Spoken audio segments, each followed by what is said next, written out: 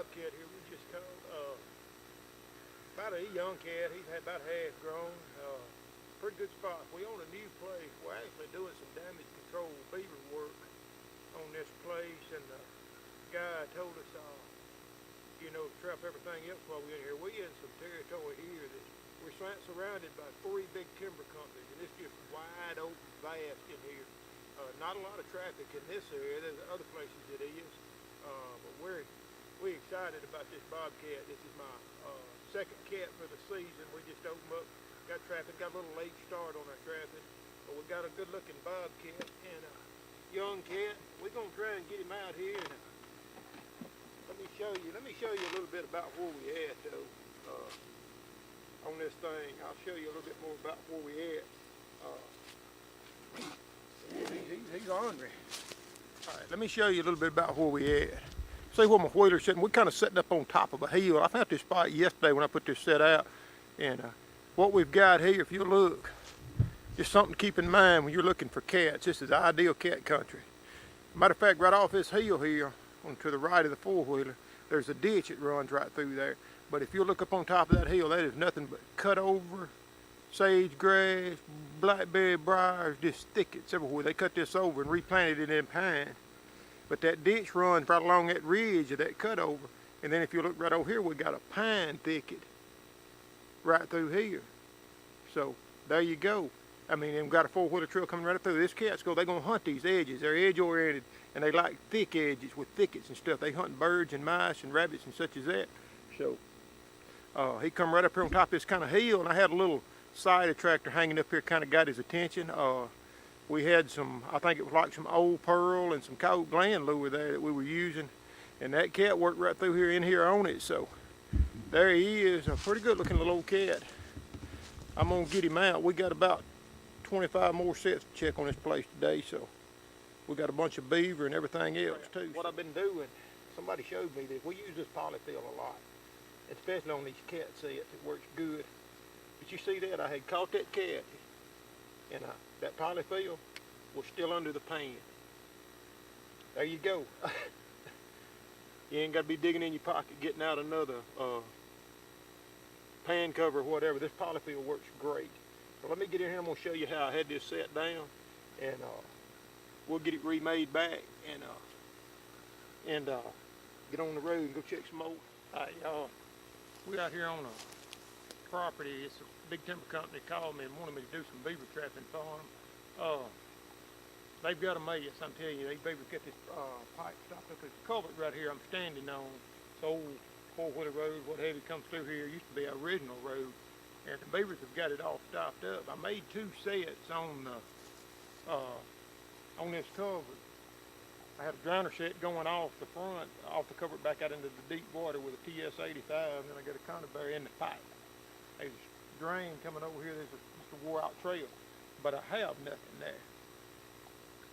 And that tells me one of 2 things. Either the beavers didn't move last night, or all them sets up this ditch that I put in caught them up there around the den, and they didn't make it down here last night. So we're going to go see what happened. I've got about 5 or 6 good sets up there. I gang set a lot. I'm standing on this culvert right here. I've got 2 beaver sets right here. I've got a coon set right yonder. I've got a coon set right here with some Z-traps. And then right over here, I've got a bobcat set coming around the edge of that pine thicket, coming across this culvert. Nothing in them, nothing at the beaver sets. But this is the thing right here. If you want to put up numbers in fur and how the guys do it, why go to one spot, and I could have put out just 1 beaver trap here. I'm a fur trapper. And then moved on up, put another one and escaped. And I've got a spot. I know cats are coming through here. I know the beavers are here, and I know the coon are here. Why not go ahead and set up for all of it? I mean, you pull up here, you might have 2 beaver, a coon, and a bobcat. Bigger paycheck. Think about it. Trapping is a numbers game. The more traps you got out, the better your chances are.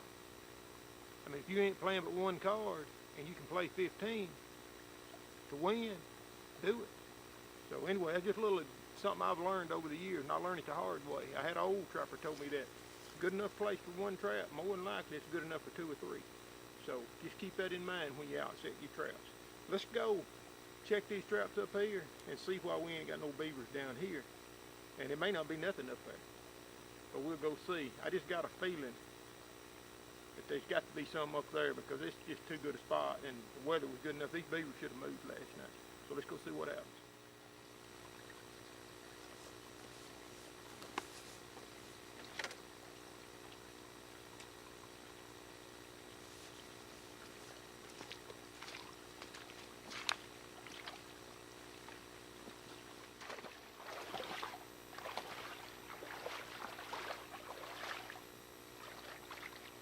I think I found one reason why there wasn't a beaver down at the culvert. Let's see what we got right here. There's a beaver. He never made it down to the culvert last night. So there we have, that's one beaver that never made it down to the main dam.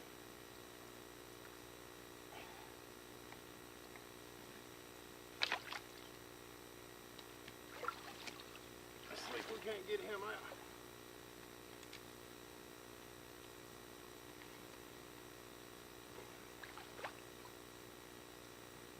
Them beelaw traps are very unforgiving on a beaver.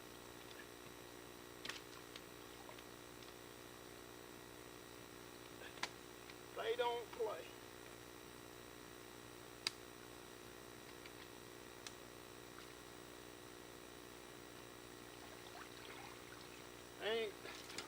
He ain't no blanket beaver, but he's a beaver. Right. I think I see why a beaver, this beaver, why there wasn't no beavers at the other beaver dam. See right here, there was a good little crossover right here. They had this little hole. Wow, 280 beeline.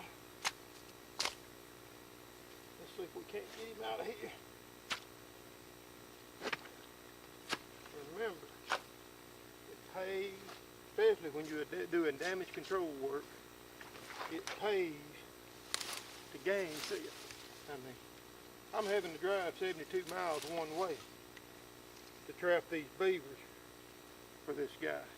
I'm not going to come down here and put out 1 or 2 sets. We're going to get them, try to get them all the first night. We done a job the other day up at a place for a guy. I set up set. I had 4 mature beavers on a little 1.5 acre slash they had made up the first night. That's the way you knock them out. Do it in numbers. Let's get him out of here. We'll move on down and see what we got.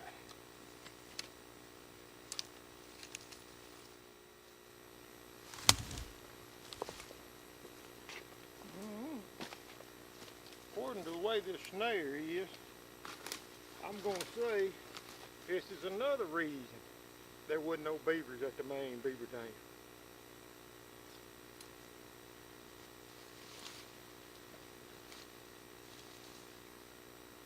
Just guessing, you know.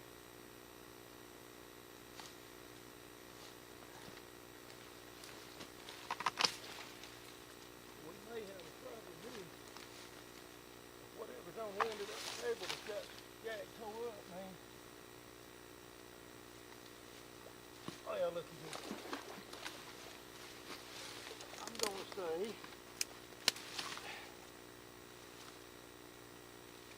can you guess what I'm gonna say? I'm gonna say that's another reason there wasn't no beavers down at that main beaver dam. So we got 3 good reasons already as to fact of what could happen here. Imagine them not being no beavers down there on that end. Just saying. But guys, we got to do this. There's a reasoning behind everything. Don't kill an animal just to watch it die. We do this because this man has got 755 acres of pine timber in here. He's got a lot invested. The beavers are running. You had as much money invested in timber as he does, you'd be worried about these beavers too. Beavers cut all the trees, no timber, no houses. And remember, what do you live in? A log? Don't think so. But here you go. Reason number 3. Let's move on.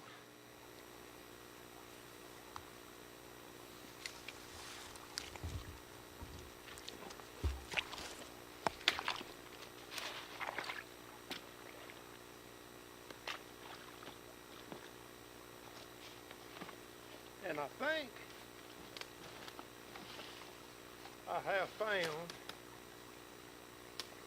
reason number 4 why there was not no beavers at the main beaver dam. Let's see what we got here.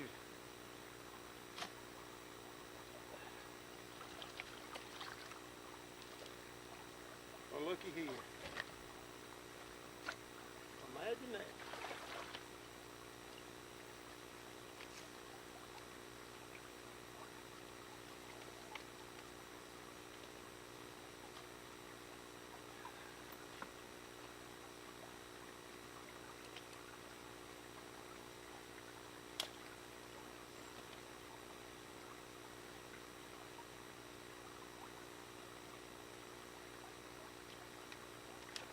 There we go.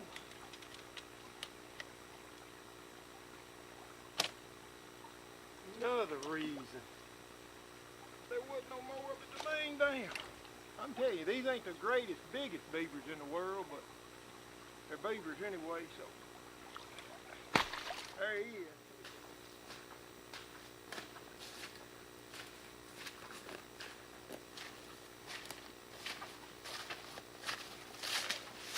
Load of beavers. They ain't none too light. Next time he ran too, we got to figure out where to put all this stuff on this little old bitty 4-wheeler. I don't want to have to make 2 trips. The old cat up there, we don't want him getting muddy. It ain't gonna matter about them beavers. Let's see if we can. Beavers up here in some kind of way.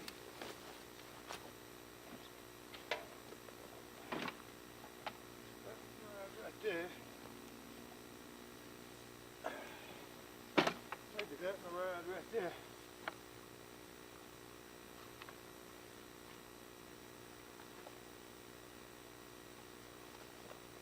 Let's see what we do with these other 2 small ones.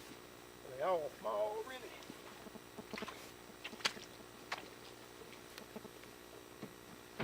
Well, you look at what we got here though. We've got a mature beaver. We've got a couple of 3, probably 2-year-old beavers. And yesterday when I was setting that last set, I shot one with my 45. And so we may have a family group right here. I mean, who knows?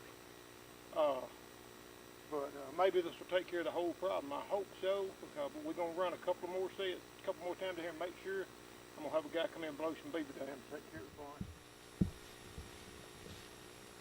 Demolition man. I said the demolition man. Start calling you Nitro. Nitro.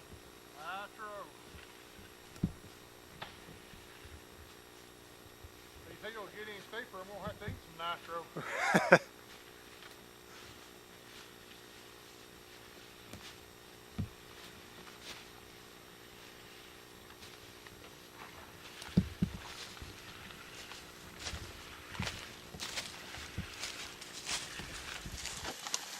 You got my battery? I got your battery, man. You ready? Hold on. We got to get live action here. Live action. Can't believe I said that. Turtle man may get you. He may do it. Fire in the hole!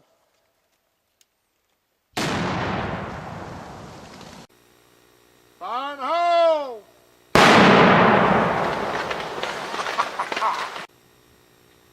Fire in the hole!